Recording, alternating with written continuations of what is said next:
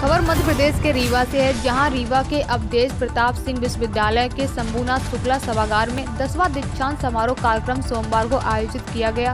समारोह में पहुंचे राज्यपाल मंगू भाई पटेल ने छात्राओं को डिग्रियां और मेडल वितरित किए। इस दौरान उच्च शिक्षा मंत्री डॉक्टर मोहन यादव जी कार्यक्रम में मौजूद रहे। कुलाधिपति ने दीक्षांत समारोह में 149 सफल विद्यार्थियों को डिग्री प्रदान की।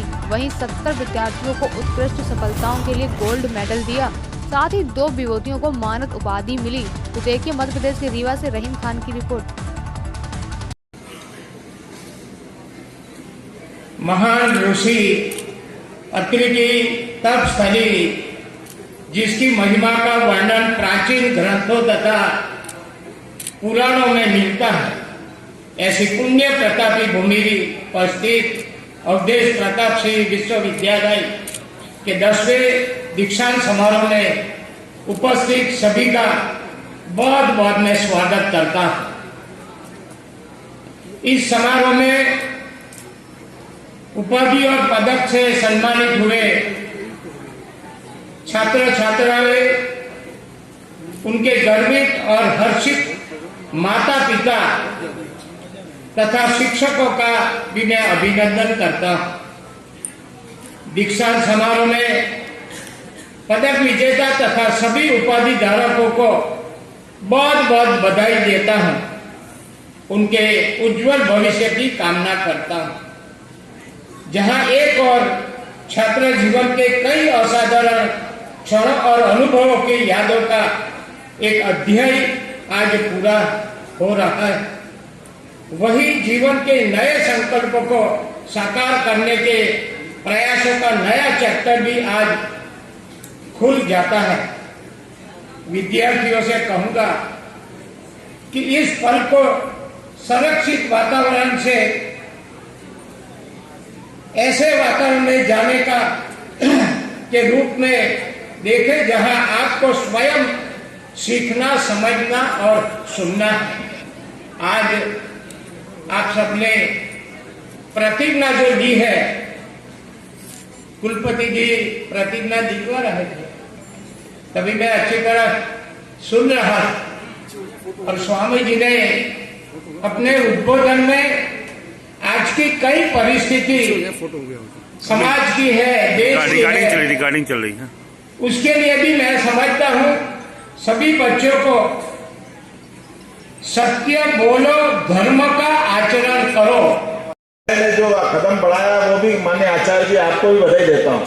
हमारे यहाँ हमारी सेना में अगर आंकड़ा देखो तो थोड़ा हमको लगता अटपटा है, क्योंकि आपकी थल सेना, जल सेना और नौ अपनी वायु सेना सब मिला लें तो लगभग 13 लाख के आसपास हमारी 140 करोड़ देश की आबादी की सुरक्षा देने के लिए आप सबलता के साथ, सक्षमता के साथ दुनिया का सभी मुकाबला करने के लिए तैयार हो। उसमें से भी वाइस एडमिरल का आप अपने विश्वविद्यालय में सम्मान कर रहे हैं, ये उन सबका सम्मान। आपका हौसला देखिए, आपकी संख्या बल को हटा दें तो हिमालय से ऊंचा हौसला है।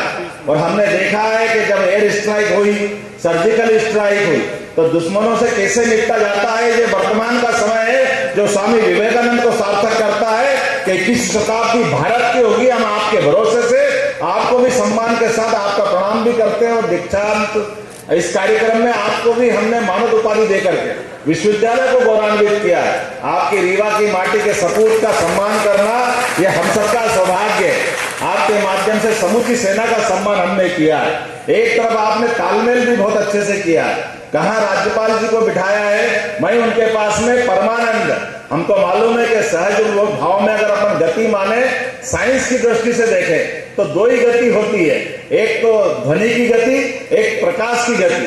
अब थोड़े से आध्यात्म में अगर आए तो आप कहते कि जहां प्रकाश की गति भी नहीं पहुंचती है, उससे आगे मन की गति पहुंचती है। और जहां मन की गति पहुंचती है वहां पहले आत्मा की गति पहुंचती है। आत्मा अपने आप विद्यमान है, अर्थात उनकी गति और तेज है। लेकिन जहां आत्मा विज्ञान में विद्यमान है, उसके आगे परमात्मा भी तो दिखता है। तो परमानंद के रूप में आप हमारे बीच में हमारी सारी गतियों से सदगति की तरफ ले जाने वाले अद्भुत हमारा अपना दैवीमान नक्षत्र के रूप में आप हमारी लंबी संत परंपरा है। क्योंकि ये जो बहुत सामान्य सिद्धांत हम दुनिया के बाकी देशों को देख लें जहां वो सभ्यता की बात करते हैं, लेकिन सभ्यता को वो अपने दृष्टि से कैसे अंकुश लगा करके हिसाब लगाते हैं। कई कई देश तो ऐसे हैं जहां नो एक सिविलियन है तो एक उसमें कहीं ना कहीं सशस्त्र बल का सैनिक दिखाई देता है, इससे उनकी वो अपनी सामान्य व्यवस्था संचालित होती।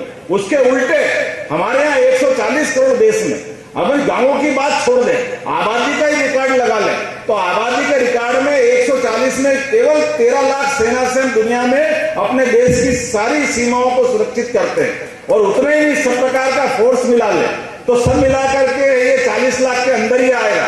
उसमें पुलिस और पैरामिलिट्री सब सारे के सारे जोड़ दो। और ये जो वर्तमान का दौर चल रहा है, ये शिक्षा के दीक्षांत समारोह का ये भी एहसास कराने का इसी नाते से मैं उपयोगी समझता हूं।